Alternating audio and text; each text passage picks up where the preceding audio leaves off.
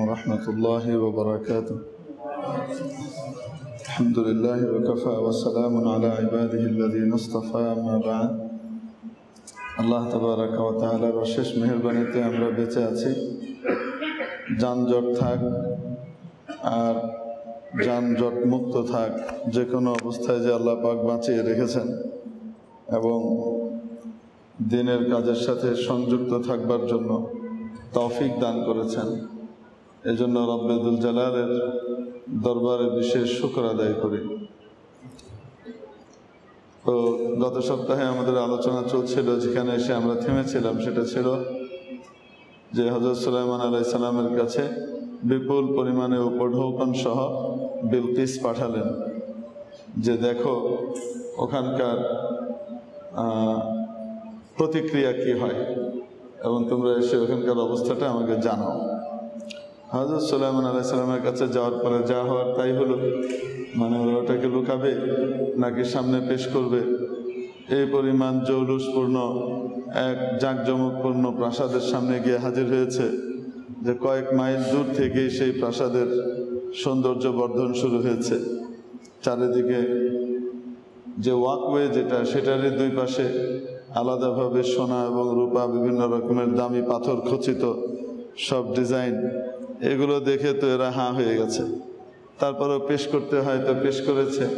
তো উনি বললেন যে এগুলো আমার লাগবে থাকবে না, আল্লাহ আমাকে যা দিয়েছেন তা এগুলোর চেয়ে অনেক দামি। বলেছিলাম যে যা দিয়েছেন বলতে কি বুঝিয়েছেন? তোমাদেরকে যা দিয়েছেন তার চেয়ে আল্লাহ আমাকে যা দিয়েছেন তা অনেক দামি। তার একটি হলো দুনিয়াবি বিষয়েই তোমাদের চেয়ে আমি অনেক এগিয়ে আছি। তো তোমরা আমাকে সেই পুরনো আমলের এই ভাঙাচোরা জিনিস দেওয়ার চেয়ে আমার কাছে দেখো কি আছে। আর আরেকটা ছিল এই যে না, আমার কাছে যেটা আছে, আমি তোমাদেরকে যেটা দিতে চাচ্ছি সেটা হলো ঈমান, ইসলাম, দিন, ধর্ম, যেটা দিয়ে তোমরা চিরস্থায়ী সুখ পাবা। আর তোমরা যেগুলো দিচ্ছ বা আরও গোটা পৃথিবীতে যা কিছু আছে সব কিছু মেলালে তো এগুলো অস্থায়ী, এগুলো পৃথিবী পর্যন্তই সীমাবদ্ধ। হ্যাঁ, যদি এটাকে আখিরাতের সাথে সম্পৃক্ত করে দেয়া যায় তাহলেই একমাত্র কি হবে, এটা দামি হয়ে যেতে পারে। এখন এখান থেকে একটা প্রশ্ন, বিলকিস এবং তার গোত্র, তারা তো কাফের ছিল, তখনও মুসলমান হয়নি। তো সুলাইমান আলাইহিস সালামের কাছে গিফট দেওয়ার পরে তিনি গিফট তো কবুল করেননি। প্রশ্ন হলো এই যে কাফের বা মুশরিকের দেওয়া গিফট গ্রহণ করা যাবে কি যাবে না? কাফের এবং মুশরিকের দেওয়া গিফট, দান বা এই উপঢৌকন, এগুলো গ্রহণ করা যাবে কি যাবে না, এই বিষয়ে উলামায়ে কেরামের ভিতরে দ্বিমত আছে। দ্বিমতের বড় কারণ হলো এই সংক্রান্ত হাদিসই ভিন্ন রকম। দুই রকমের হাদিসই পাওয়া যায়। একবার এক মুশরিক মদিনায় আসলেন বিশেষ প্রয়োজনে। তো নবীজিকে উনি খুব দামি দুটো ঘোড়া এবং খুব দামি এক জোড়া সেট উপহার দিলেন। তো নবীজি সাল্লাল্লাহু আলাইহি সাল্লাম তার ওই উপহার নিলেন না, তাকে ওটা ফিরিয়ে দিলেন। আরেকজন নবীজিকে খুব দামি আরেক চামড়া দিয়েছিল, তো সেটাও নবীজি ফিরিয়ে দিয়েছিলেন আর বলেছিলেন যে দেখো, মুশরিকদের মাল থেকে, উপঢৌকন থেকে আল্লাহ আমাকে নিষেধ করেছেন, তো আমি নিতে পারবো না। আবার অন্য রিওয়ায়াতে দেখা যায় যে হযরত আবু সুফিয়ান তখনও মুসলমান হন নাই, নবীজির শ্বশুর আম্মা জান উম্মে হাবিবা রাদিয়াল্লাহু তাআলা আনহার আব্বা। তো উনি একবার নবীজিকে খুব দামি চামড়া উপহার দিলেন। তো নবীজি সেই চামড়া আবার গ্রহণ করলেন। তো এখানে আবার দেখা যায় মুশরিকের হাদিয়া নবীজি কবুল করেছেন। আবার এক রিওয়ায়াতের মধ্যে এসছে যে এক ঈসাই খ্রিস্টান, এই ব্যক্তি নবীজি সাল্লাল্লাহু আলাইহি সাল্লামকে খুব দামি একটা সেট উপহার দিয়েছিলেন। তো নবীজি সেই উপহার আবার কি করেছেন, গ্রহণ করেছেন। তাহলে হাদিস এবং রিওয়ায়াত দেখা যাচ্ছে এই বিষয়ে বিভিন্ন রকমের। কোনো রিওয়ায়াতে দেখা যায় নবীজি গ্রহণ করেছেন, কোনো রিওয়ায়াতে দেখা যায় নবীজি গ্রহণ করেন নাই। এই জন্য হযরত শামসুল আইম্মা রাহমাতুল্লাহ আলাইহি এটার তাদবিক এবং দুটোর মাঝখানে সামঞ্জস্য বিধান করতে গিয়ে বলেছেন, যেখানে গ্রহণ করেননি সেখানে হয়তো নবীজির ধারণা ছিল যে এই মুশরিকের জিনিস গ্রহণ না করলে তার হেদায়েত ত্বরান্বিত হবে, সে দ্রুত মুসলমান হবে। আর যারটা গ্রহণ করেছেন তারটা এমন ছিল যে এটা আমি গ্রহণ করলে তার মুসলমান হওয়ার পথ সহজ হবে, সে দ্রুত মুসলমান হবে। তো মানুষের রুচি প্রকৃতি ভিন্ন ভিন্ন হয়, কিন্তু কেউ কেউ আছে আন্তরিকতার সাথেই দেয়, আবার কেউ কেউ আছে পরীক্ষা করার জন্য দেয়, হুজুরের লোভ আছে নাকি নাই।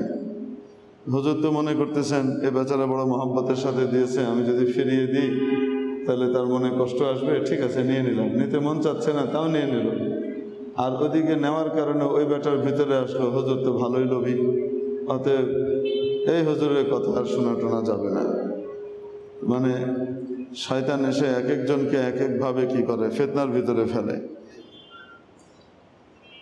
তো কখনো দেখা যায় যে ওটা প্রত্যাখ্যান করার ভিতরেই আল্লাহ পাক কি দিয়ে রাখেন, ওই ব্যক্তির হেদায়েত দিয়ে রাখেন। আমাদের এখানে এক ভাই আছেন, বড় ইঞ্জিনিয়ার, এক সময় খুব ডাক সাইটে মানুষ ছিলেন, এখনো ভালো ব্যবসায়ী। তো ওনার সাথে আমার পরিচয় হলো, দাড়ি টাড়ি রেখে দিয়েছেন এবং খুব ভালো ইয়ে হয়েছে। তো একদিন উনি কথায় কথায় বলছিলেন যে আমি এই ধর্মের পথে আসার, আমি ইসলামের দিকে খুব একটা ঝোঁকা মানুষ ছিলাম না, ইসলাম থেকে দূরেই থাকতাম। কিন্তু আসার যে বড় কারণ সেটা হলো যে আমার আম্মার দোয়া অনুষ্ঠান ছিল, ইন্তেকালের উপলক্ষে, সোয়াব রেসানি উপলক্ষে দোয়া অনুষ্ঠান ছিল। আপনাকে দাওয়াত করেছিলাম, তা আপনি সেখানে দোয়া করেছেন। চলে আসার সময় আমি আপনাকে হাদিয়া দিয়েছিলাম, তো সেই হাদিয়া আপনি নেননি। আপনি আমাকে বলেছিলেন যে আপনার মার জন্য দোয়া মানে তো আমার মায়ের জন্যই দোয়া, তো এটা নিয়ে পয়সা নেওয়া যায় নাকি? তো আপনি টাকাটা নেন নাই। তো ওই প্রথম আমি জীবনে, আমার কাছে মনে হয়েছে যে কোনো হুজুর পয়সা দিলে নেয় না। আরে আমি তাকে মনে করতাম হুজুরটা পয়সার জন্য লালায়িত হয়ে বসে থাকে, আর আপনাকে পয়সা দিলাম, আপনি নিলেন না। এটা আমার দিলে খুব দাগ কেটেছে। তারপরে আমি নামাজ কালাম শুরু করেছি এবং আমার ভিতরে পরিবর্তন এসছে। দেখেন, যখন আমি তাকে টাকাটা ফিরিয়ে দিয়েছি, আমার মনে কিন্তু এত কিছু ছিল না। আমার কাছে তখন মনে হয়েছে, লজ্জাও লাগছিল যে, আর সবার সামনেই উনি আমাকে একদম জোর করে ঠুসে দিচ্ছেন যেন এটা মজুরি না, তো এটাও লজ্জা লাগছিল। তো আমি সব মিলিয়ে খারাপও লাগছিল যে ওনার মায়ের জন্যই তো দোয়া করলাম। মানুষ তো হাদিয়া দেয়, তো আল্লাহ পাক ওনার তকদিরে আসলে হেদায়েত রেখেছে। এই জন্য ওই সময় আমার নেওয়ার ইচ্ছাও হয়নি, আমি নিয়েও নেই। তো এটাই ওনার দিলে বড় দাগ কেটেছে। বহুদিন পরে উনি আমাকে বলছেন যে এটা থেকে আমি প্রথম ইয়ে করলাম। তখন আমি ওনাকে বললাম যে দেখেন, আপনি কয়জন হুজুরের সাথে চলেছেন? আমার তো মনে হয় না আপনি ভালো হুজুরদের সাথে চলেছেন। আপনি যদি হক্কানি ওলামা ইকরামের সাথে চলতেন আর উঠা বসা করতেন, তাহলে আমার কাছ থেকে যে আচরণটা পেয়েছেন সবার কাছ থেকে এটাই পেতেন আপনি। হক্কানি আলেম ওলামারা কারো কাছে ব্যক্তিগত প্রয়োজনে টাকার জন্য লালায়িত হয়ে বসে থাকে না। ওনারা দিনের জন্য চান, মাদ্রাসার জন্য চান, মসজিদের জন্য চান, ধর্মীয় কোনো কাজের জন্য ওনারা নিজের মান মর্যাদা থেকে নিচে নেমে এসে তারপরে হলো বলেন, এটা সামনে দিন থাকে। ব্যক্তিগত কারণে কোনো হুজুর পয়সার জন্য, হুজুরদের পয়সা দরকার নেই এরকম না, হুজুরদের পয়সা অন্যদের চেয়ে অনেক বেশি দরকার, কিন্তু তারপরেও তারা কখনো কি করেন না, নিজেদের জন্য কারোর কাছে হাত পেতে পারেন না। মানে ভিক্ষা দেন, ঋণ নেওয়া এটা তো ভিন্ন জিনিস, কিন্তু মানে আমাকে আপনি সাহায্য করেন এরকম দেখবেন না। আর হক্কানি আলেম ওলামাকে আপনি যত্রতত্র টাকা দিলেই, যে কোনো উপায়ে দিলেই উনি নিয়ে নেবেন এরকম না। তো আপনি যেটাকে আমার বৈশিষ্ট্য মনে করছেন, এটা আমার বৈশিষ্ট্য না, এটা মূলত আলেম ওলামাদেরই বৈশিষ্ট্য। কিন্তু আপনি ভালো আলেম পান নাই, আপনি গিয়েছেন 5 নম্বরের কাছে, 1 নম্বর 2 নম্বরের ধারে কাছে আপনি যান নাই, তো কিভাবে হবে? তো আসলে দেখেন, নবীজি সাল্লাল্লাহু আলাইহি সাল্লাম যা 2টা ঘোড়া এবং দামি কাপড় সেট ফিরিয়ে দিলেন। সম্ভবত নবীজি সাল্লাল্লাহু আলাইহি ওয়াসাল্লামের দিলের ভিতরে এই কথা এসছে, আমি যদি নিই তাহলে তার দিলের যে অবস্থা হবে, না নিলে তার দিলের প্রভাবটা আরো বেশি পড়বে। যে মুহাম্মদের এত প্রয়োজন, সে রাষ্ট্র চালাচ্ছে, টাকা পয়সার তো অনেক টানাটানি, তারপরে ব্যক্তিগত হাদিয়া তাকে আমি দিলাম, সে নিল না।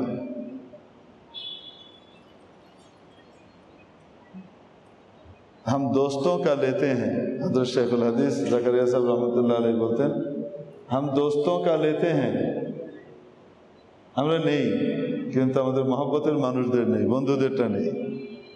যে সে দিলে নিয়ে নেই তা না। और जहाँ से भी आए, चाहे अपनी कमाई से आए, चाहे किसी दोस्त की जेब से आए, समझता हूँ कि वहीं से आता है। चाहे নিজের পকেটের কামাই থেকে হোক, আর চাই ইনকাম অন্য কোনো মানুষের পকেট থেকে হাদিয়ার মাধ্যমে হোক, যেখান থেকেই আসুক, তো মনে করি এটা আল্লাহ তাআলার পক্ষ থেকেই আসছে, এটা উনিই পাঠাইছেন। হাকিকতেই এমন হয় যে কে পাঠান? আল্লাহই পাঠান, এটাতে কোনো সন্দেহ নেই। আর আমরা যেহেতু দুর্বল ইমানদার, মাঝে মাঝে আল্লাহ এগুলোর আবার কি করেন, একটু চাক্ষুষ করিয়ে দেখান, তো দেখিয়ে দিলে তখন কি হয়, তখন বিশ্বাস হয় যে নারী, মানে বিশ্বাসটা আবার তাজা হয়, নারী আল্লাহ যে কইছে এটা আসলেই বাস্তব, এটা হয়। একবারের ঘটনা, আমি এখানে টাউন হলে মানে দুর্বল ইমানদারদেরকে আল্লাহ তাআলা একটু এগুলো দেখায় টেখায় দিয়ে কি করেন, ইমানটা মজবুত করতে সাহায্য করেন আর কি। তো এখানে টাউন হলে একবার ফল কিনেছি কিছু ওলামা ইকরামের কাছে হাদিয়া পাঠাবো আর কি। তো কিনে টেনে পরে দেখি যে দাম যেটা হয়েছে সেটা 1120 টাকা টান পড়েছে। যে দাম বলছে আমার পকেটে যে টাকা, তো গুনে দেখছে যে 1120 টাকা টান, টাকা না কম আছে। তো একবার চিন্তা করছি, নিলাম, আল্লাহ আল্লাহদের জন্য নিলাম, এখন টাকা কম হওয়ার কারণে ফিরাই দিব, এটাই বা কেমন। আবার চিন্তা করছি, যে দোকানদারের কাছ থেকে নিয়েছি এই দোকানদারের সাথে লেনদেন আমার নতুন, এখন তাকে যদি বলি যে ভাই আপনি একটু অপেক্ষা করেন, বাকি থাক, আমি টাকা পরে দিয়ে যাই, এটাই বা কেমন হবে। আবার চিন্তা করতেছি যে আশপাশের দোকানদারদের কাছ থেকে তো নেওয়া আছে, তো তারা তো খুব ভালো করে চেনে, এনেও চেনেন, তো বাড়ি থেকে টাকা এনে দিলেই তো হয়। মজার ব্যাপার হলো ওই সময় আমার বাড়িতে 1120 টাকা নাই, মানে টাকা অনেক আছে, আমানতের টাকা আছে, অমুকের আছে, এটা আছে, সেটা আছে, কিন্তু আমার নিজের ব্যক্তিগত টাকা 1120 টাকা পরিমাণ আমার কাছে তখন নাই। হুজুর গাড়িতে চড়ে না, 1120 টাকা নাই, এটা হয়, আপনাদের না হইতে পারে, আমাদেরও হয়। তো এই নিয়ে ভাবনা করছি। তারপর আবার চিন্তা করলাম যে বেগম সাহেবের কাছে তো কিছু না কিছু টুকটাক জমানো থাকতে পারে, মানে বাড়ির মেয়েদের কাছে ওই ঘাঁটতে ঘাঁটতে তাদের লিপস্টিকের তলা থেকেও দেখবেন 2-4 পয়সা বেরিয়ে গেছে, কেমনে জানো, ভুলে টুলে হেনে থুয়ে দেয়, খেয়াল টেয়াল থাকে না, তো যাই পাওয়া যাবে হয়তো। আমি রওনা করেছি, ওনাকে বলেছি যে একটু আপনি এগুলোকে প্যাকেট করেন, আমি আসতেছি। তো মনে হয় 4-5 কদম পেরিয়ে 1-2 দোকান পার হয়েছে, এর ভিতরে এক লোক দৌড়াতে আসছে। আমি চিনি ওনাকে, হুজুর আপনাকে কতদিন থেকে খুঁজতেছি, পাই না, আপনার জন্য একটা হাদিয়া নিয়ে আমি ঘুরতেছি, যে আপনাকে হাদিয়া দিব। দিয়ে উনি পকেটের ভিতরে কিছু টাকা ঠুসে দিয়ে দিলেন হাদিয়া। তা আমি মনে মনে চিন্তা করলাম, যাক, বাসায় না গিয়েও হয়তো ম্যানেজ হয়ে যাবে, যদি 1500 টাকা দেয় তাহলে তো ম্যানেজ হয়ে যাবে। আর একটু কম হলেও 120 টাকা বাকি রাখা তেমন কিছু না, 5-7 হাজার টাকার জিনিস নিয়েছি তো 120 টাকা বাকি তেমন কিছু না, পরে এনে দিয়ে যাবো। তো খুলে দেখি 1120 টাকায়। টাকাটা যখন খুলে বের করছে, কত টাকা এখন বলেন তো দেখি, মানুষ কোনোদিন এরকম ভাঙতি হাদিয়া দেয়? আমার তো ভাঙতি হাদিয়া কেউ দেয় না। দিলে হয় 1000 টাকা দিবে, নয় 2000 দিবে, নয়তো 500 দিবে, নয় 1500 টাকা দিবে, নয় 1200 টাকাই দিল, কিন্তু 1120 টাকা তো কে পাঠায়? একদম তৎক্ষণাৎ এটা ইয়াকিন হলো যে এটা আমরা যে খরচ করি বা যা ব্যয় করি এই সবগুলা পাঠানকে আল্লাহ তাআলা পাঠান। মানুষের দিলের ভিতরে যে ঢালেন, যে হুজুরকে গিয়ে হাদিয়া দিয়েছো, তো এটা মানুষের দিলে ঢালেন, কে ঢালেন? এটা আল্লাহ সুবহানাহু ওয়া তাআলা ঢালেন। তো যেখান থেকেই আসো, এটা কার তরফ থেকে আসে? আপনার পকেটেও যেটা আসে এটা কার পক্ষ থেকে আসে? আমার পকেটেও যেটা আসে কার পক্ষ থেকে আসে? চাই সেটা আপনি আমি ইনকাম করে খেটে খুঁটে উপার্জন করি, চাই অন্য কোনোভাবে আল্লাহ পাঠান, যেভাবেই পাঠান না কেন উনিই পাঠান। তো এই যে দেখেন রাসূল পাক সাল্লাল্লাহু আলাইহি ওয়াসাল্লাম কারোটা ফিরিয়ে দিলেন। কেন দিলেন? যে হয়তো এটা ফিরিয়ে দিলেই তার দিলের ভিতরে ঈমান এবং ইসলামের আজমত বসবে, সে দ্রুত মুসলমান হয়ে যাবে। আবার কারোটা গ্রহণ করলেন কেন? হয়তো নবীজির আশা ছিল যে ইনারটা গ্রহণ করলে ইনার দিলে ইসলামের মহব্বত দ্রুত বসবে, কি হবে, কাছাকাছি হবে, তার ভিতরে ইসলাম গ্রহণ করার ইচ্ছেটা ত্বরান্বিত হবে। আবার আরেকটা কারণ হতে পারে, সেটা হলো অমুকেরটা নিলে সে ইসলাম গ্রহণ করবে না এটা জানি, কিন্তু নিলে দিনের ক্ষতি হবে, আমার নিজেরও দিনের ক্ষতি হইতে পারে, এই জন্য নেব না। আর না নিলে দিনের উপকার হবে, ক্ষতি থেকে আমি বেঁচে যাব, ইসলামের ক্ষতি থেকে বেঁচে যাব। এই জন্য যার তার উপঢৌকন যেভাবে কেউ দিলেই নিয়ে নেওয়া যাবে না। আর মুশরিকের হাদিয়া এটা অবস্থা ভেদে দেখা যাবে যে এটার মাধ্যমে তার ইসলামের কোনো উপকার হবে কিনা। যদি হয় তাহলে সেই উদ্দেশ্যে গ্রহণ করা যায়, নতুবা গ্রহণ করার সুযোগ নাই। কারণ ইয়া আইয়ুহাল্লাযীনা আমানু লা তাত্তাখিযু বিতানাতাম মিন দুনিকুম,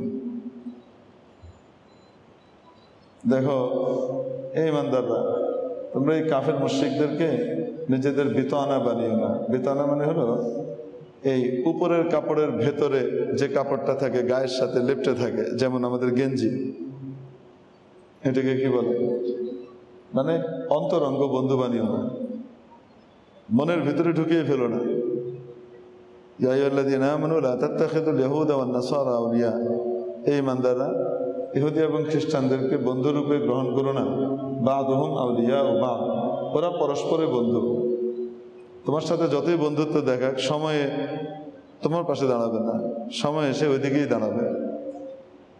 এই জন্য কাফের মুশরিক এবং ইহুদিদেরকে, খ্রিস্টানদেরকে বন্ধুরূপে গ্রহণ করতে ইসলাম নিষেধ করেছে। এর অর্থ এই নয় যে তাদের সাথে খারাপ ব্যবহার করবে, না না না, বরং ইসলাম শেখায় যে যদি তারা তোমার সাথে লড়াই না করে, মুসলমানদের উপরে হামলা না করে এবং মুসলমানদের কাজে ক্ষতি না করে, দিন প্রচারে বাধা প্রদান না করে, তাহলে তার সাথে ভালো আচরণ করতে ইসলাম নিষেধ করে না। লা ইয়ানহাকুমুল্লাহু আনিল্লাযীনা, আছে না সূরাতুল মুমতাহিনার ভিতরে পরিষ্কার করে বলে দিয়েছেন। নিষেধ করে কাকে? ইন্নামা ইয়ানহাকুম, আল্লাহ নিষেধ করেন যারা তোমাদের সাথে লড়াইয়ে প্রবৃত্ত হয়, যারা তোমাদের সাথে তোমাদের দিনের পথে বাধার কারণ হয়ে দাঁড়ায়, এই সমস্ত লোকদের সাথে মাখামাখি করতে ইসলাম কি করে? নিষেধ করে। কারণ টাকার ভিতর থেকে মসজিদ বাদ দিয়ে একজন আনলো বাহের ছবি, তো পরের জন আবার করলো কি, কারো বাহের ছবি রাখতাম না তো না রেখে এনে দিলাম কি মন্দির। এর আগে তো মসজিদ ছিল রে বাবা, তো এনে মসজিদই দিতা, যদি নাই দিতে পারো তাহলে তুমি কিছুই না দিতে, অন্য কিছু দিতা। তুমি কি মনে করছো যে মন্দিরের ছবি একটা দিয়ে দিলে তোমার খাতিরা দোস্ত হিসেবে গ্রহণ করবে? কোনোদিনও না, ফার্স্ট চান্সে লাথি মারবে তোমারে। বরং এদের সাথে দোস্তি দেখাইতে গিয়ে তুমি তোমার সাধারণ মুসলমানদের হৃদয়ের ভিতরে আঘাত করে তাদের কাছে বিশ্বাসযোগ্যতা হারানোর ব্যবস্থা করতেছে। এই সমস্ত উল্টাপাল্টা করার মতো লোক উনি যদি নাও কেটে থাকেন, সবকিছু তো উনি করেন না, দায়িত্বশীলরা করে। এর ভিতরেই শয়তান আছে, যে শয়তানদের কামই হলো এমন এমন কাজ করো যেটাতে নতুন নতুন বিতর্কের জন্ম দেয় এবং উনি বিতর্কিত হইতে থাকেন। সংস্কার যেন না হয়, এক কথায় ফ্যাসিস্টের বিচার জানি না হয়। এটাকে ঠেকানোর জন্য যা করা দরকার বাহির থেকেও চলতেছে, ভিতর থেকেও চলতেছে। যাই হোক, প্রসঙ্গক্রমে চলে আসলো। তো মসজিদের জায়গায় মন্দির টাকায় দিয়ে দিলেই ইন্ডিয়া মহব্বত করে কোলে তুলে রেখে দিবে, ক্ষমতায় বয়ে দিবে, তা কিন্তু না, এটা কোনোদিনই হবে না। তারা তাদের স্বার্থ দেখবে সবসময়। এই জন্য আল্লাহওয়ালাদেরকে শত্রু বানিয়ে অন্যদেরকে দোস্ত বানিয়ে কোনোদিনই এই দেশে রাষ্ট্র ক্ষমতায় না টিকে থাকা যায়, না রাষ্ট্র ক্ষমতায় আসা যায়, না রাষ্ট্র ক্ষমতায় বহাল থাকা যায়। আসাও যায় না, বহালও থাকা যায় না। যে যেটা করে সময় মতো লাথি খায়। বাকি মজার ব্যাপার হলো, এত লাথি খাওয়ার পরেও এনারা বড় উদার, লাথি যে খাইছে এটা ভুলে যায়, থাক কিছু মনে করলাম না। কে নাকি কাকে বলে জুতো দিয়ে পিটিয়েছে, জুতো দিয়ে পিটানোর পরে তার সাথে আবার হেসে হেসে সে হ্যাঁ হ্যাঁ করে কথা বলছে। বেহায়া বেকুব কোথাকার, তোর মান সম্মান ইজ্জত সব শেষ করে দিল সবার সামনে। জুতো দিয়ে তোকে পিটালো, তুই আবার তার সাথে হ্যাঁ হ্যাঁ করে হেসে হেসে কথা বলিস। হ্যাঁ, তুই কি মনে করছিস আমার মান সম্মান কি এত ঠুনকো নাকি যে জুতা মারলেই মান সম্মান চলে যাবে? এগুলো হলো ফাউ টাইপের উত্তর। এগুলা দিয়ে কথার সান্ত্বনা নেওয়া যায়, কিন্তু আসলে বাস্তবে সান্ত্বনা নেই। দুজনের মধ্যে নাকি লড়াই হচ্ছে। লড়াই হওয়ার পরে একজন নিচে পড়ে গেছে, আর যে সবল সে উপরে চড়ে বসছে। এতক্ষণ নিচের লোক বড় বড় কথা বলতেছিল, দেখাই দিব এই করবো সেই করবো। এখন যখন তলায় পড়ে গেছে আর দেখাইতে গিয়ে উল্টা নিচেই চিত হয়ে রয়েছে, উপরে আরেকজন, এখন তার সে উঠতে পারতেছে না। এখন উপরের লোক বলে, কি কেডা এখন নিচে, উপরে কেডা এখন ক জিতলো কেডা? ওই তলা থেকে কষ্ট করে ঠ্যাংটা বের করছে, পাটা এরকম করে বের করে ওই বেটার পায়ের উপরে এরকম করে পাটা উঠে দিয়ে কয়, পাটা কার উপরে?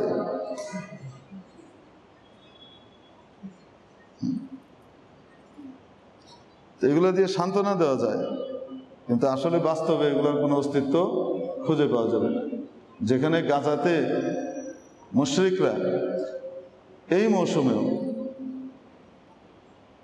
ছোট্ট ছোট্ট বাচ্চারা স্কুলের ভিতরে আশ্রয় নিচ্ছে কোনো মতে বাঁচার জন্য, সেই স্কুলকে ধ্বংস করে দিচ্ছে, হসপিটাল ধ্বংস করে দিচ্ছে নির্বিচারে। কাফের মুশরিকরা তো সমর্থন করছেই। আমাদের মুসলিম নামধারী রাষ্ট্রনায়করা মুখে কুলু পেটে বসে আছে, আমেরিকার পায়খানা খাওয়ার জন্য, গু খাওয়ার জন্য, ভিক্ষা নেওয়ার জন্য হাত পেতে বসে আছে। বয়কট করার মতো, সকলে মিলে তাদেরকে প্রত্যাখ্যান করার মতো হিম্মত তারা করতে পারছে না, ঐক্যবদ্ধ কোনো কিছু করতে পারছে না। পরস্পরে লাগিয়ে রেখে দিয়েছে। এই পরস্পরের শত্রু নিজেদেরকে দমন করার জন্য খ্রিস্টানদের কাছ থেকে অস্ত্র কিনতেছে, বেশি বেশি আমেরিকার কাছ থেকে অস্ত্র কিনে, আমার এই দামি অস্ত্র দাও, আমি ওদেরকে সাহায্য করবো। এই টাইপের পাগলদের হাতে এখন কি মুসলিম বিশ্বের রাষ্ট্র ক্ষমতা? ইল্লা মাশাআল্লাহ, দুই একটা জায়গা যদি না থাকতো তাহলে হয়তো আল্লাহর গজবে সবই শেষ হয়ে যেত। যে মেরে মুহতারাম দোস্ত, তারা যখন আমাদের সাথে এই আচরণের মধ্যে আছে, আমরা তখন ইহুদি খ্রিস্টানের সাথে আর মুশরিকদের সাথে, হিন্দুদের সাথে প্রীতি কেমনে গড়া যায় সেগুলো ধান্দার ভিতরে আছে। প্রীতি করার তো দরকার নেই, তাকে মুসলমান বানাতে পারলে বানা, না বানাতে পারলে তার সাথে ভালো আচরণ যেটা করার সেটা করতে হবে। সে কখনো বিপদে পড়ে গেলে অবশ্যই বিপদগ্রস্তের পাশে দাঁড়াতে হবে। এটা দেখা যাবে না সে কি মুসলমান না হিন্দু না খ্রিস্টান, আত্মের পাশে দাঁড়াতে হবে, এটা ইসলামের শিক্ষা। কিন্তু এত খাতির করা যাবে না যে তার দিন আর আমার দিন মিলে যায়।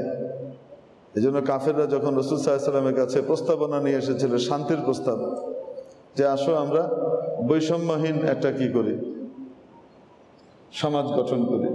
তো বৈষম্যহীনতার প্রমাণ কি, প্রকার কি হবে? প্রকার হলো, একদিন আমরা তোমার খোদার ইবাদত করব, আরেকদিন তোমরা আমাদের খোদার মূর্তিদের পূজা করবা। তাহলে দেশের ভিতরে সাম্য শান্তি কায়েম হয়ে যাবে, ঐক্য প্রতিষ্ঠিত হবে।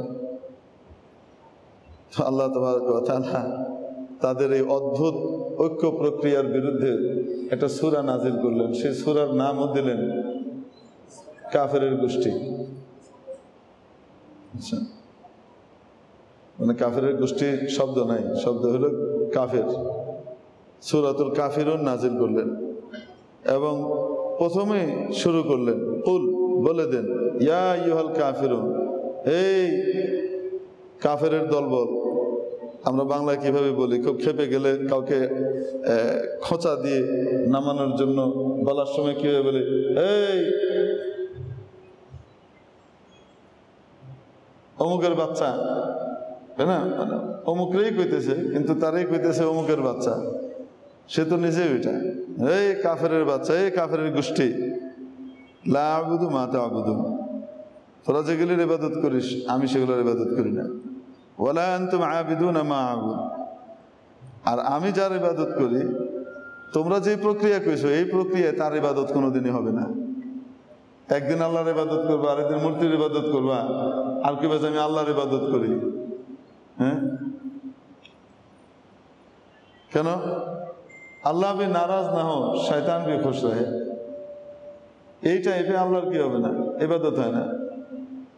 ওয়ালা আনা আবিদুম মা আবাদতুম, তোমরা যার ইবাদত করো আমি তার ইবাদতকারী নই। ওয়ালা আনতুম আবিদুনা মা আবুদ, আর আমি যার ইবাদত করি তোমরা ওই প্রক্রিয়ায় তার ইবাদত কখনোই করতে পারবা না। তাহলে কি, লাকুম দীনুকুম ওয়ালিয়া দীন, তোমাদেরও স্বতন্ত্র ধর্ম আছে, আমাদেরও ধর্মের স্বাতন্ত্র্য আছে, তোমাদের কারণে আমি আমার ধর্মের স্বাতন্ত্র্য বিসর্জন দিতে পারি না। তোমার সাথে আমার খাতির বহুত কিছু হবে, কিন্তু তাই বলে আমি তোমার পূজায় সহায়তা করতে পারি না। তোমার সাথে আমার খাতির বহুত রকমের আছে, কিন্তু তাই বলে তোমার ধর্মীয় ক্রিসমাস ডেতে, বড়দিনে আমি তোমাকে ওই শিরিকের পথে কি করতে পারি না, উইশ করতে পারি না। ওটা করলে আমার ঈমান নিয়ে টানাটানি পড়বে। এই জন্য উদারতা, ইসলামের চেয়ে উদার ধর্ম আর খুঁজে পাওয়া যাবে না। কিন্তু উদারতারও একটা নির্ধারিত সীমা রেখা আছে না নাই? আল্লাহর দেওয়া সেই সীমা লঙ্ঘন করলে মুতাদিন হতে হবে, সীমা লঙ্ঘনকারী হতে হবে, ধ্বংসশীল হতে হবে। এই জন্যে যদি আশঙ্কা থাকে যে তার গিফট গ্রহণ করলে তার সাথে আমার অন্তরঙ্গ সম্পর্ক কায়েম হওয়ার আশঙ্কা আছে, তাহলে কখনোই সেই গিফট গ্রহণ করা যাবে না। আর যদি নিজের ঈমান নিরাপদ রেখে, নিজের দিন নিরাপদ রেখে, এমনিভাবে তার ঈমানের সম্ভাবনাকে সামনে রেখে যদি অবস্থাগুলো এরকম হয়, তো তাহলে সেক্ষেত্রে কি করা যায়? মুশরিকের হাদিয়াও গ্রহণ করা যায়। আচ্ছা, প্রসঙ্গক্রমে বলে দিই, এখন কোরবানির মৌসুম, এখন অনেক অনেক রকমের তাল বাহানা চলবে, কিন্তু ইসলামের অন্য কোনো কিছু নিয়ে তাদের কোনো তেমন আগ্রহ নাই। ইসলামের পয়সার বিষয়টা নিয়ে তাদের খুব আগ্রহ আছে। আমার হুজুর হযরত মাওলানা শাইখুল হাদিস জাকারিয়া সাহেব রহমতুল্লাহ আলাইহি বলতেন, মাদারীনগরের শাইখুল হাদিস সাহেব ছিলেন, তো হুজুর বলতেন ইসলামের পয়লা নম্বর ঈমান, সরকারের ঈমান নিয়ে কোনো মাথা ব্যথা নাই। মানুষ ঈমানদার কেমনে হবে এটা নিয়ে তার কোনো ফিকির টিকির নাই। ইসলামের সবচেয়ে গুরুত্বপূর্ণ দ্বিতীয় বিধান নামাজ, এটা নিয়েও সরকারের কোনো ফিকির টিকির নাই। ইসলামের বিধান রোজা, এটা কেমনে বাস্তবায়িত হবে, এটার জন্য কি কি সরকারি নির্দেশনা দেওয়া দরকার, এগুলো নিয়েও তাদের কোনো ফিকির টিকির নেই। কিন্তু ইসলামের পয়সার নম্বর জাকাত, এটার খুব খবর আছে। সরকারি সুদী ব্যাংকের ভিতরে লাগাই চেয়ে দিছে, এখানে জাকাত গ্রহণ করা হয়, জাকাত দিন, আতুজ জাকা আল কোরআন, তোমরা জাকাত প্রদান করো, আল কোরআন, আর এখানে জাকাত গ্রহণ করা হয়। বুঝতে পারছেন? মানে ইসলামের পয়সার নম্বর যেটা, সেটার খুব কি আছে, খবর আছে। তো বিদ্যানন্দ চেনেন আপনারা ফাউন্ডেশন? হ্যাঁ, আমাদের মালাউন ভাইদের ফাউন্ডেশন। হুজুর মালাউনদেরকে ভাই বললেন কেন?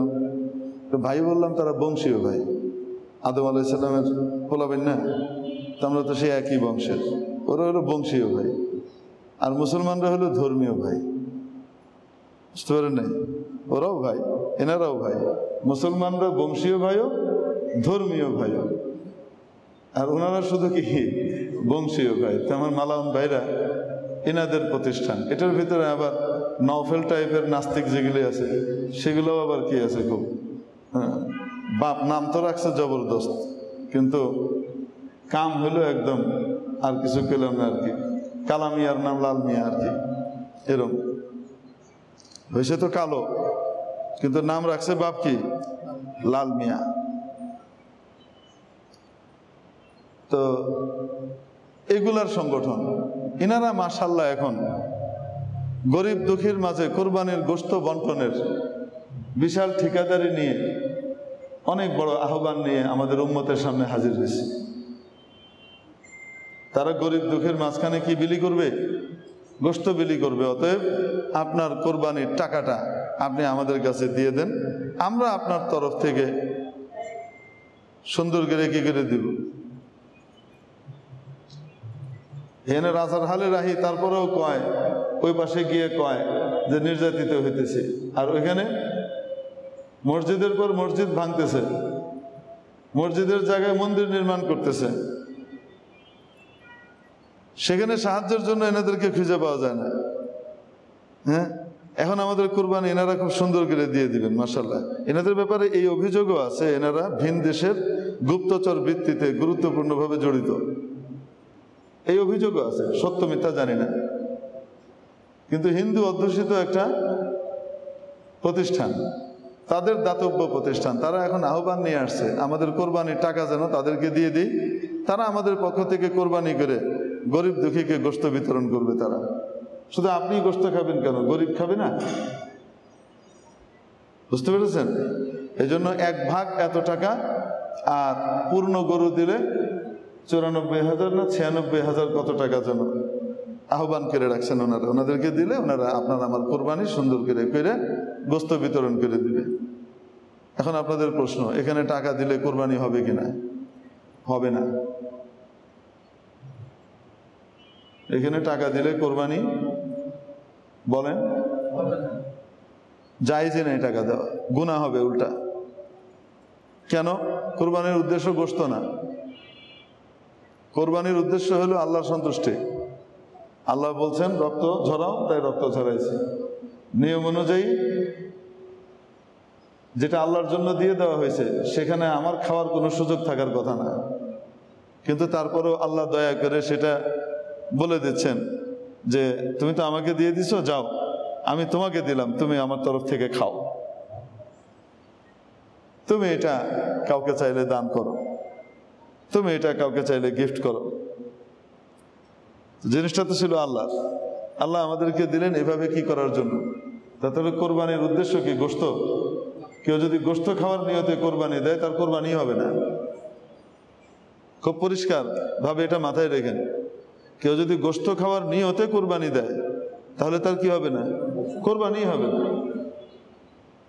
তো কোরবানির উদ্দেশ্য গোশত না, তো ওরা তো সুন্দর করে এটার উদ্দেশ্য গোশত বানায় ফেলছে, যেখানে আল্লাহ বলতেছেন কুল ইন্না সালাতি ওয়া নুসুকি ওয়া মাহইয়ায়া ওয়া মামাতি লিল্লাহি রাব্বিল আলামিন।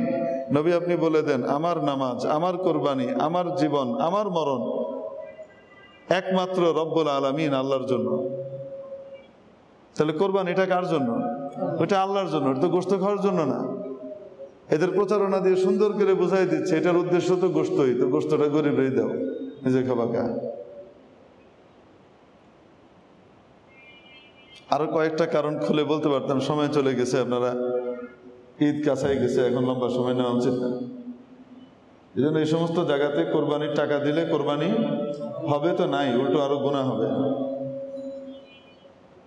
আর এই সমস্ত জায়গাকে টাইট করে ধরা উচিত। মুসলমানদের ধর্মীয় বিষয়ে তোমাদের এত আগ্রহ কেন? মুসলমানদের নামাজ প্রতিষ্ঠার সময় তো তোমাদের ভাল লাগে না, মুসলমানদের ওয়াজ মাহফিল হইলে তোমরা অবজেকশনের জন্য 1 নম্বরে খাড়া হয়ে যাও। ইভেন ফজরের আজান মাইকে হয় কেন, এটা নিয়ে তোমরা কি করো? তোমাদের ঘুমের সমস্যা হয় বলে। কিন্তু ইসলামের পয়সার নম্বর, এই যে গোশতের নম্বর আসছে কোরবানি, এটার ব্যাপারে তোমাদের বড় টনটনে ভাব।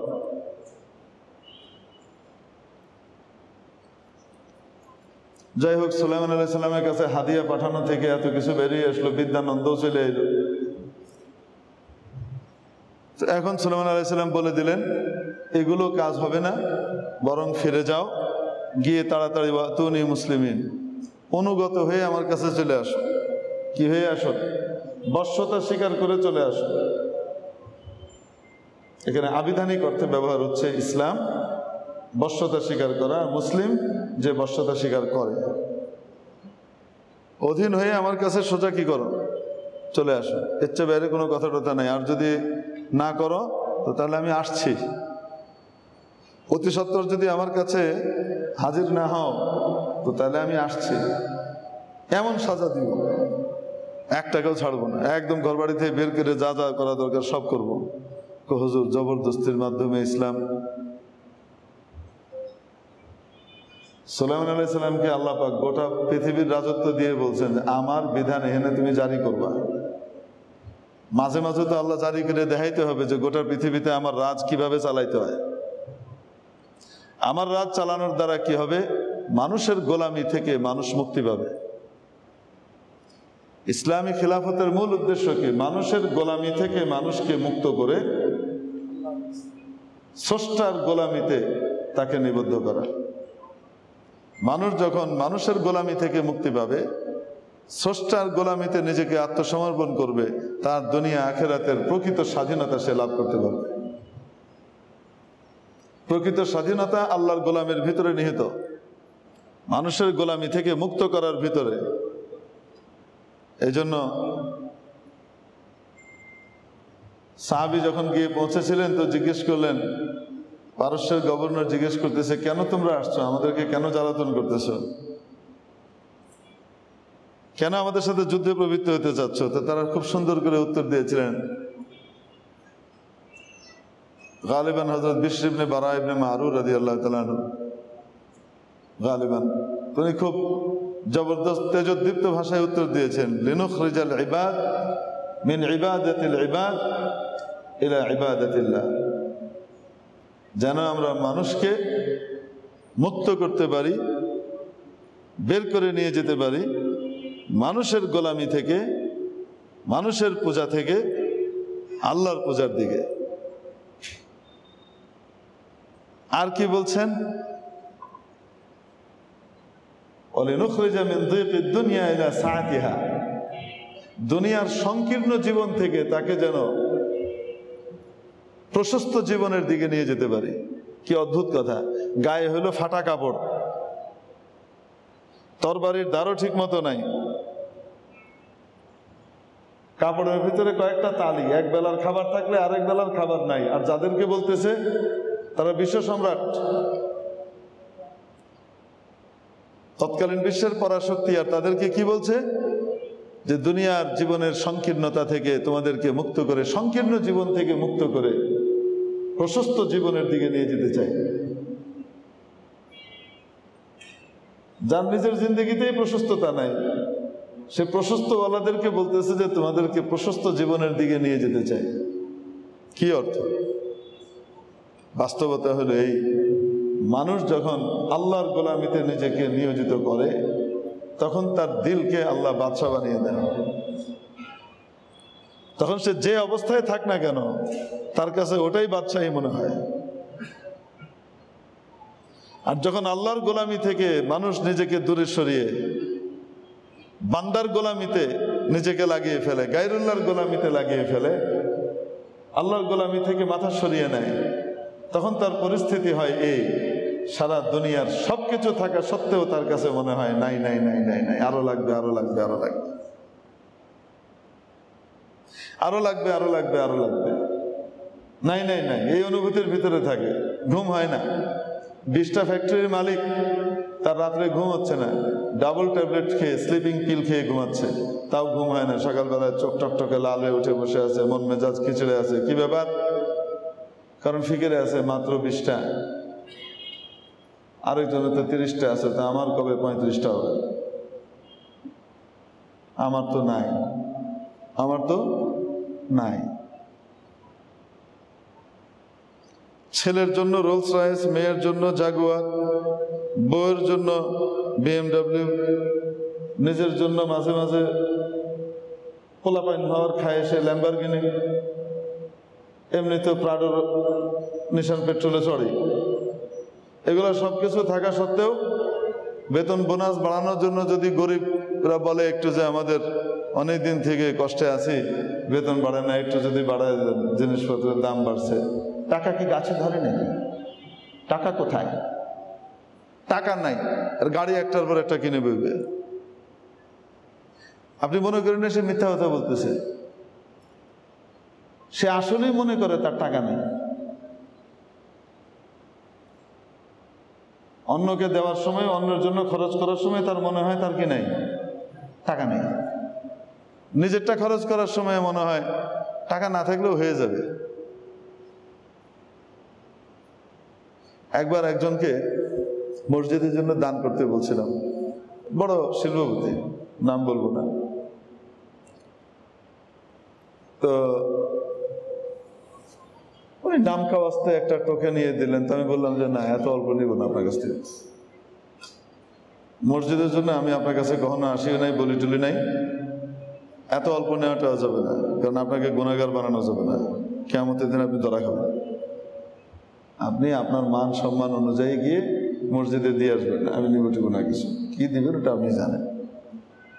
পরে আমাকে বলতেছে, তো দেখি যে বেচারা একটু বিব্রত হচ্ছে। তো আমি বললাম ঠিক আছে থাক, দান করার দরকার নেই, আমার মসজিদের এখন ইমিডিয়েটলি এই টাকাগুলো দরকার। তা আপনি এই পরিমাণ টাকা আমাকে দিয়ে দেন, মসজিদের এই কাজটা হয়ে যাক, হাতে আসলে আপনাকে আবার মসজিদ কি করবে, টাকা ব্যাক করে দিবে। আপনি আমাকে এত লাখ টাকা ধার দেন। তো উনি আমাকে তাকওয়ার বয়ান দিলেন। কি বয়ান দিলেন যেন? উনি বললেন যে দেখেন, আমার অনেক লোন, আমার অনেক লোন। এই যে ব্যবসা ট্যাবসা দেখছেন, ব্যবসার অবস্থা ভালো না, অনেক ফ্যাক্টরি, কিন্তু ওনার অনেক লোন। তো এই লোনগুলোর বিপরীতে আমাকে সুদ দেওয়া লাগে। তো আমি যে আপনাকে মসজিদের জন্য ঋণটা দিব, বা আপনাকে যে আমি বললাম ঠিক আছে মসজিদকে দিন না, আমাকেই দেন, আমি মসজিদকে দিব। আমি নিলাম। তো আমি যে মসজিদকে ঋণ দিব, তো এই ঋণের উপরে তো সুদ আসবে, তো তাহলে এটাকে নেওয়া জায়েজ হবে? তা আমার তো মুখ দিয়ে ফুট করে বেরিয়ে গেছে, এই যে খাইতেছেন এটাও তো লোনের টাকা, এটা যদি জায়েজ হয় আপনার দিকে, তো তাহলে আমার লোন দেওয়াও জায়েজ হবে। আপনি কোথায় দিচ্ছেন আমার তো দেহার বিষয় না, আপনি ব্যাংকে বুঝবেন। আপনার যে কয়েকটা গাড়ি, এই কয়েকটা গাড়িতে তো আপনার মনে হয় না যে আপনার লোন। আপনি তো নামাজ কালাম পড়েন, দিনদার মানুষ মোটামুটি, বদ-দিন তো না। তো ওই দেওয়ার সময় শয়তান তাকওয়ার বয়ান শোনায়, বুঝতে পারছেন?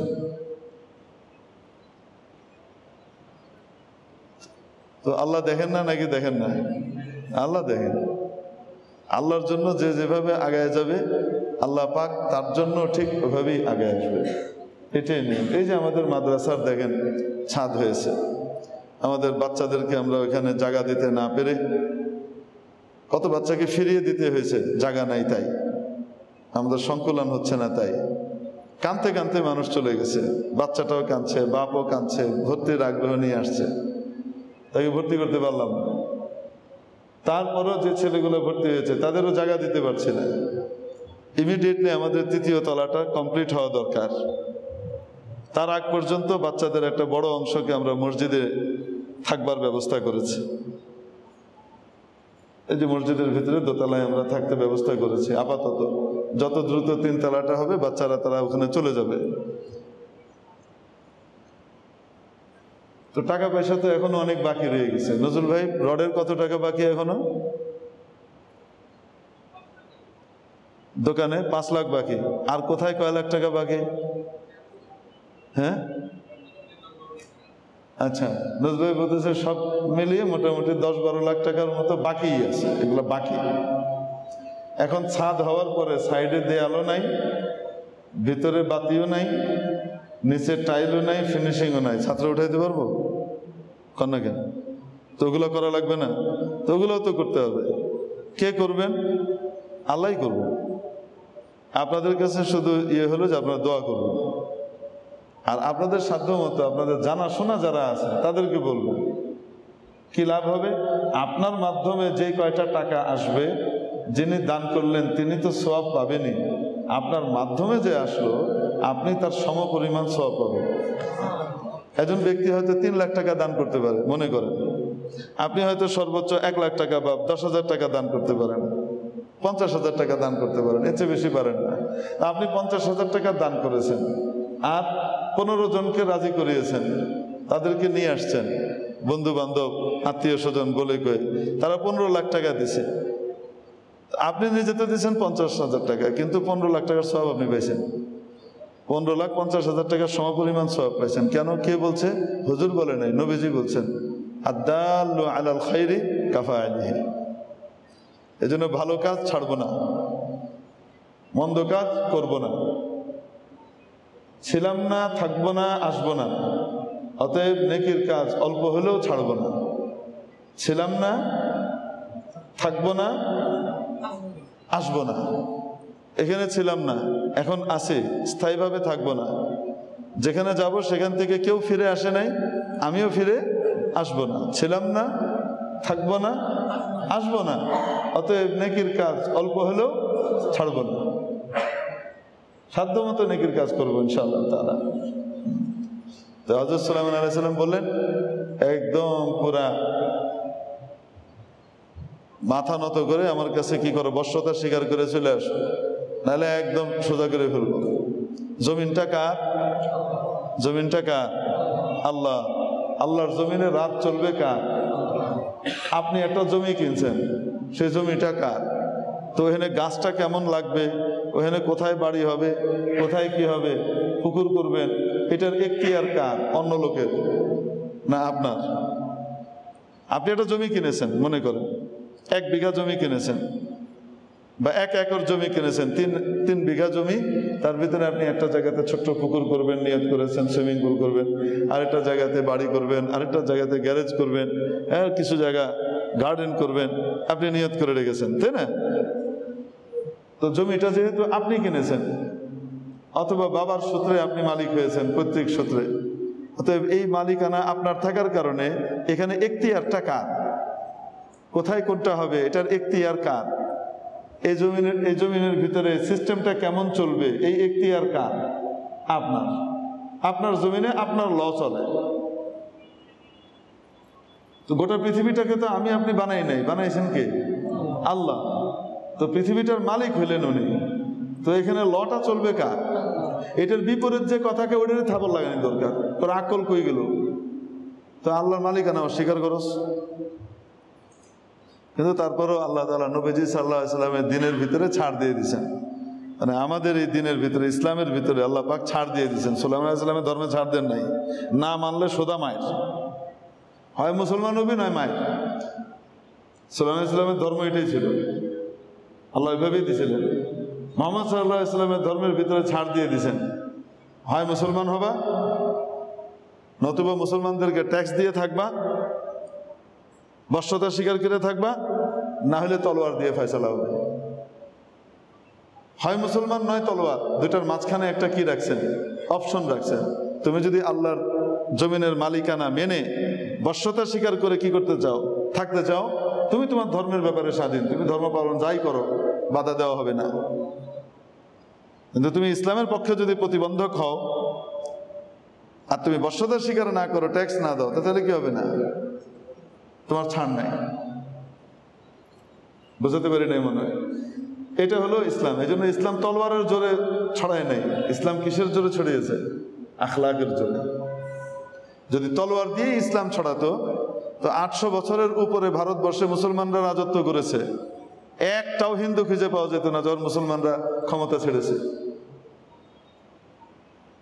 প্রায় 850 বছর রাজত্ব করে যখন মুসলমানরা ক্ষমতা ছাড়ে, তখনও হিন্দুর সংখ্যা মুসলমানের চেয়ে অনেক বেশি। তার মানে কি? যারা ইসলাম গ্রহণ করেছে স্বেচ্ছায় করেছে, জবরদস্তির মাধ্যমে ইসলাম গ্রহণ করানো হয় নাই। ইসলামের চেয়ে উদার কেউ নাই। বর্তমানে কয়েকদিনের ক্ষমতা পেয়েছে পাশের এরা, জোর করে জয় শ্রীরাম কওয়াইতেছে। তবে কইতে হইব জয় শ্রীরাম, নাহলে কি করবো? বুঝেন না? মনে হয় জোর করে জয় শ্রীরাম কোয়াইতেছে। আমরা বাংলাদেশে জোর করে নারায়ে তাকবীর কইতে হবে, আল্লাহু আকবার কইতে হবে। কোনোদিন কোনো হিন্দুকে বলানো হয়েছে? জোর করে কোনো হিন্দুকে গরুর গোশত খেতে হবে বলা হয়েছে? বলা হয় নাই।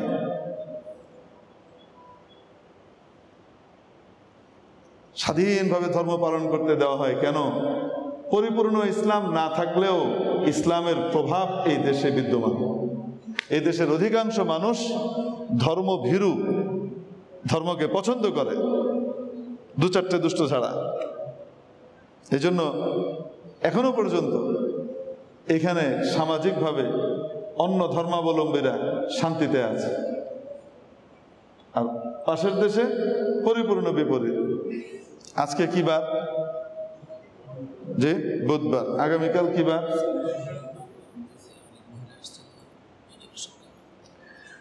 আগামীকাল বৃহস্পতিবার, পরশুদিন শুক্রবার। শুক্রবার হলো জিলহজ মাসের 9 তারিখ।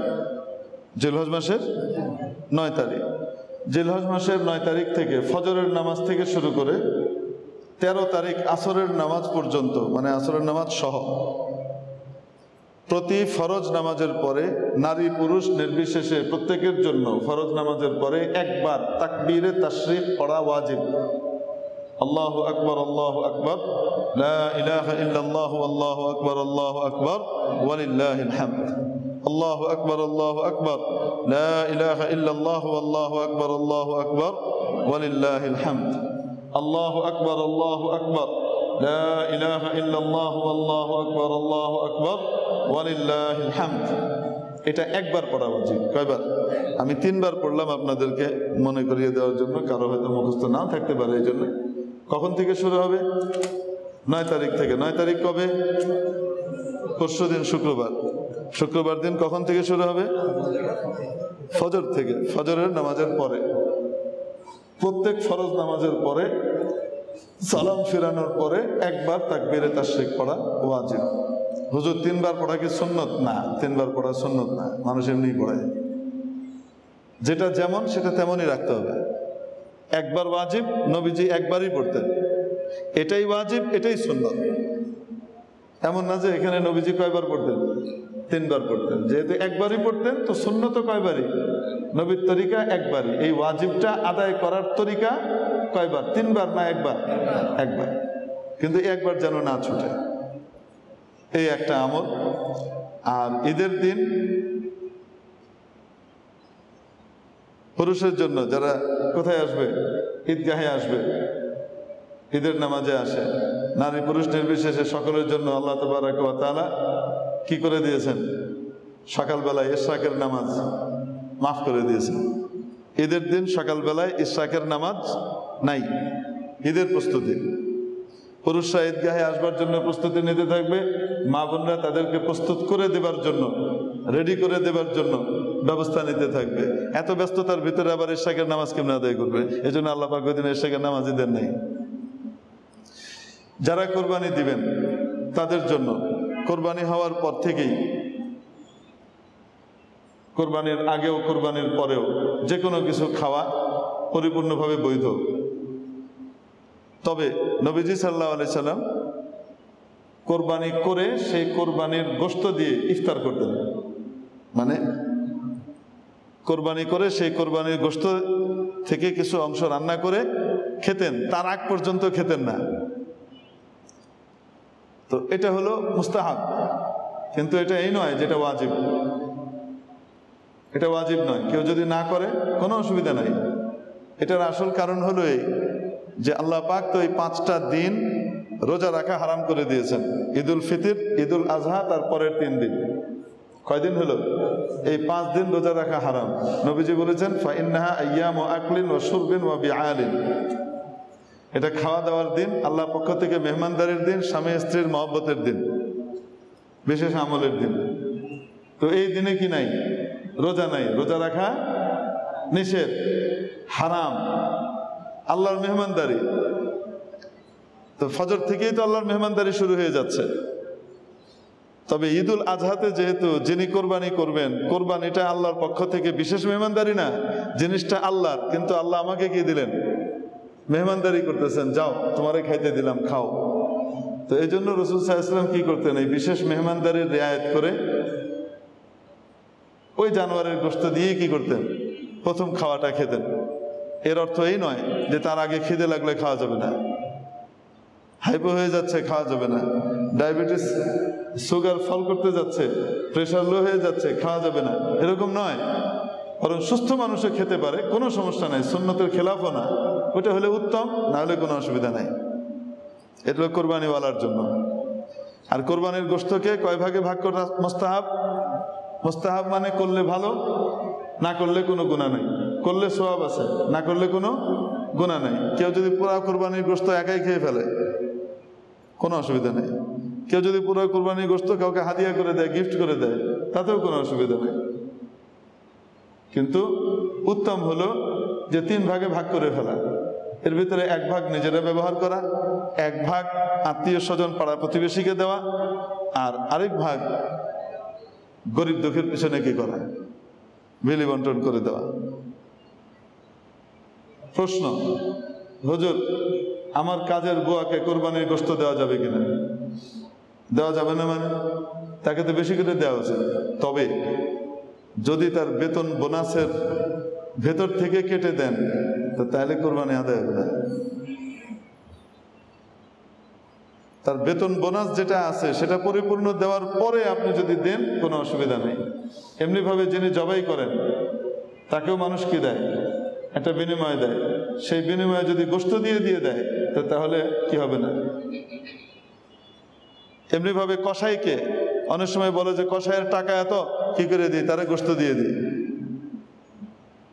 কোরবানির মজুরি, কসাইয়ের মজুরি গোশত দিয়ে দিলে আদায় হবে না, গুনাহ হবে কিন্তু। এজন্য খুব খেয়াল রাখতে হবে। তাহলে কি করতে হবে, কসাইয়ের যে মজুরি আছে সেই মজুরি পরিপূর্ণ তাকে দিয়ে তারপরেও যদি আপনি অতিরিক্ত কিছু দিতে চান গোশত, কোনো অসুবিধা নেই। এখন কেউ আবার চালাকি করে, সেটা কি জানেন? অন্যান্য মাসে বেতন হলো তার ধরেন বা অন্যভাবেই আসে, এরকম এক কসাই এই কাজ করে, ঠিক আছে, এরকম কসাই এই কাজ করে কত টাকায়? ধরেন 15,000 টাকায়। কসাইয়ের পুরো টিম কাজ করে দিয়ে যাবে, রেডি করে দিয়ে যাবে, গরুটা একদম শুরু সময় এসে সুন্দর করে দিয়ে যাবে। কত নিবে? 15,000 টাকা নিবে। সে ঠিকঠাক করেছে এবং স্বাভাবিকভাবে এটা 15,000, 16,000 বা 20,000 বা এরকমই। এখন তাকে কইল, আরে মিয়া তুমি 8,000 টাকা দিয়ে করো না, তোমার পোষাই দিমু। তো পোষাই দিমু কেমনে পোষাবেন? আরে গোশ দিব না তোমার, গোশ তো এমনিই পাইবা, তুমি মজুরিটা 8,000ই ধরো। গোশত না দিলে সে কোনোদিনই মজুরি 8,000-এ রাজি হতো না। গোশত পাবে বলে রাজি হয়েছে, এই আল্লাহর সাথে এই ফটকামি করে কোরবানি কবুল হবে না। বোঝাতে পারি নাই মনে হয়। আপনার কাজের বুয়া, আপনার দারোয়ান, আপনার আশপাশের গরিবদের ভিতরে তো তারা অগ্রাধিকার পাওয়ার কথা, কিন্তু খবরদার সেটা যেন তার বেতন বোনাসের অতিরিক্ত হয়, বেতন বোনাস আদায় করে তারপর হয়, এমন যেন না হয় যে হ্যাঁ ঠিক আছে না। ইনশাল্লাহ এগুলো গুরুত্বপূর্ণ কিছু মাসালা, কারো দরকার হলে এই জন্য বলে দিলাম অল্প স্বল্প কিছু। আবার ওটাও বলে দিলাম যে 3 ভাগে ভাগ করে দেওয়া, যে এটা মুস্তাহাব, দিলে উত্তম, না দিলে কোনো অসুবিধা নেই। আপনি যদি এমন করেন যে অর্ধেক গরিবকে দিয়েছেন, বাকি অর্ধেককে 2 ভাগ করে আত্মীয় স্বজনকে কিছু দিয়েছেন, আর কিছু নিজে ব্যবহার করেছেন, কোনো অসুবিধা নেই। আপনি যদি এমন করেন যে গরিবের জন্য আপনি 5 ভাগের 1 ভাগ রেখেছেন, আত্মীয় স্বজনের জন্য 5 ভাগের 2 ভাগ রেখেছেন, আর বাকি 2 ভাগ আপনি ব্যবহার করছেন, কোনো অসুবিধা নেই।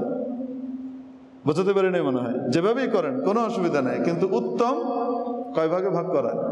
3 ভাগে ভাগ করা। একবারের ঘটনা, আমাদের গ্রামে ওখানে সমাজের গোশত বন্টন হয়। এটাও একটা নাজায়েজ কাজ, এটাও বলে দিই আপনাকে, উত্তম রূপে নাজায়েজ কাজ। যে সবার গোশত কি হবে? এক জায়গাতে জবাই হবে, গরু কোরবানি হওয়ার পরে প্রত্যেকেই তার 3 ভাগের 1 ভাগ এখানে দিয়ে যাবে। দিয়ে যাওয়ার পরে এখান থেকে মাথা পিছু তারা পুরা সমাজের ভিতরে কয়জন আছে সেই মাথা পিছু ভাগ করবে, ভাগ করে মাথা পিছু সবাইকে কি দিবে। তো বাহ্যিক উদ্দেশ্য কি? বেহাই গুছ ফাইলো, কেউ ফাইলো না, এটা তৈল না, বেহাই কি ফাইলো, গুস ফাইল, এটা বাহ্যিকভাবে দেখতে তো খুব ভালো, কিন্তু আসলে নাজায়েজ। কেন নাজায়েজ? এখানে যতজন কোরবানি দিচ্ছে সমাজের, তাদেরকে বাধ্য করা হচ্ছে 3 ভাগের 1 ভাগ ওখানে দান করতেই হবে, কিন্তু সে ইসলাম তো তাকে বাধ্য করে নাই। তার তো নিজেরও দরকার থাকতে পারে, তার তো এই সমাজের বাইরেও কোনো গরিব থাকতে পারে, কোনো আত্মীয় থাকতে পারে যেখানে সে পাঠাবে। তো তার কাছ থেকে জোরপূর্বক যে জিনিসগুলো এখানে নেওয়া হইলো, পুরো জিনিসটা নষ্ট হয়ে গেল, মাকরুহ হয়ে গেল। এই জন্য এই সমস্ত তরিকা আমরা ইখতিয়ার করব না, যে সমস্ত তরিকায় আল্লাহ রসুল এবং সাহাবীরা কি করেন নাই, ইখতিয়ার করেন নাই। বুঝাতে পেরেছি? এই জন্য দেখতে খুব ভালো, আসলে না। আমাদের এখানে হয়তো ময়মনসিংহে সবার, আমাদের এলাকায় সব কোরবানি দিচ্ছে, সব এক জায়গাতে জমা হচ্ছে। তো আমার এক দাদা ভালো মানুষ ছিলেন, উনি একজনকে বলছে সে গোশত দিয়ে গেছে কিন্তু সে মগজ দেয়নি। তিনি বলছেন, তোমার মস্তক কোথায়, তোমার কুরবানি হবে না। তুমি মস্তক খাবা, গরিব মস্তক খাবে না। ওখানে মগজ রে কি কয়, মস্তক। বাবারে বাবা, তুমি মস্তক খাবা, গরিব মস্তক খাবে না, তোমার কুরবানি হবে না। ফয়সালা দিয়ে দিল বাহ্যিকভাবে। তো আমার কাছে তখন ছোট মানুষ, আমি চিন্তা করলাম মাসলা তো দিল ভালোই, কিন্তু আসলে কি সহি দিছে না ভুল দিছে? কিন্তু ভুল মাসলা। এবং ওইখানেই আমার কাছে প্রথম খটকা লাগে। কেন জানেন? খটকা লেগে দেখলাম যে সবাইকে দিল, কিন্তু আমাদের পাশের একটা বাড়ি, সেটাতে আবার দিল না। কেন দিল না? যে ভাই তারকে দিলেন না? হ্যাঁ অন্য সমাজের, হ্যাঁ অন্য সমাজের মানে তার গোষ্ঠী এই গ্রামের আরেক মাথায়, হ্যাঁ হেই সমাজতে ফাইব, হ্যান তো ফাইব। এনদিন যেত না, আইন ভঙ্গ করা যাবে না, আইনও কায়েম করে ফেলছে। অদ্ভুত টাইপের কিছু রীতিনীতি আছে, এগুলো থেকে আল্লাহ আমাদেরকে বাঁচবার তৌফিক দান করেন, সুন্নত তরিকায় চলবার তৌফিক দান করেন। আজকে বেশি রাত করে দিছি, কারণ আগামী বৃহস্পতিবার ছুটি, তো আগামী বুধবার তফসির ছুটি না, তো ডবল তফসির পাওনা না আজকে আপনারা, এই জন্য ডবল না করে 1.5 খানা তফসির করা হইল আর কি। সুবহানাল্লাহি ওয়া বিহামদিহি, সুবহানাকাল্লাহুম্মা ওয়া বিহামদিকা, আশহাদু আল্লা ইলাহা ইল্লা আনতা, আস্তাগফিরুকা ওয়া আতুবু ইলাইক। সুলাইমান আলাইহিস সালামের ওই সিংহাসন আনা, তারপরে যে আল্লাহ অদ্ভুত 2টা ঘটনা বর্ণনা করছেন সুলাইমান আলাইহিস সালামের এখানে বিলকিস কেন্দ্রিক, ওই ঘটনা 2টার এখন উল্লেখ করলাম না। এই কারণে আজকে ঈদের ছুটির কারণে অনেকেই হয়তো থাকতে পারবে না, তাদের পরে মন খারাপ হবে। এই জন্য ইনশাআল্লাহ কোরবানির পরে যখন শুরু হবে, এক বুধবার বাদ দিয়ে তারপরের বুধবার থেকে ইনশাআল্লাহ তাফসীর আবার শুরু হবে। সুবহানাল্লাহি ওয়া বিহামদিহি, সুবহানাকাল্লাহুম্মা ওয়া বিহামদিক, আশহাদু আল্লা ইলাহা ইল্লা আনতা, আস্তাগফিরুকা ওয়া আতুবু ইলাইক। আমাদের এই মসজিদে ঈদের জামাত ইনশাআল্লাহ 7টায় হবে। বৃষ্টির কারণে এবার আমরা মাঠে করতে পারছি না। মসজিদে ঈদের জামাত কখন হবে? 7টায় হবে। আবার বলি, কয়টায় হবে? আবার বলি, 7টায় হবে। আলোচনা শুরু হয়ে যাবে 6:30 থেকে ইনশাআল্লাহ, মানে গুরুত্বপূর্ণ আলোচনাগুলো 6:30 থেকে শুরু হবে। অতএব সেই টার্গেট নিয়ে আমরা চলে আসবো। তো ঈদের জামাত কয়টায়? কেউ যদি এরকম আমার মতো অলস হয় যে ঘুমায় পড়ছে, উঠতে পারে নাই, ফজরের পরে গিয়ে শুরছে আর উঠতে পারে নাই, ছুটে গেছে, তার জন্য একটা চান্স রাখা হয়েছে 8টায়। আরেকটা জামাতের চান্স রাখা হয়েছে কয়টায়? ঈদের জামাত আসলে 2টা না, ঈদের জামাত কয়টায়? আসলে একটাই। আমার মতো লেজি পার্টির জন্য কয়টায়? 8টায় আর কি, পড়তে পারে। তো যাই হোক, 2টা জামাত হবে ইনশাআল্লাহ। কোনোটাই কম গুরুত্বপূর্ণ না, সবগুলাই গুরুত্বপূর্ণ। একটা 7টায়, একটা 8টায়। সুবহানাল্লাহি ওয়া বিহামদিহি, সুবহানাকাল্লাহুম্মা ওয়া বিহামদিকা, আশহাদু আল্লা ইলাহা ইল্লা আনতা, আস্তাগফিরুকা ওয়া আতুবু ইলাইক।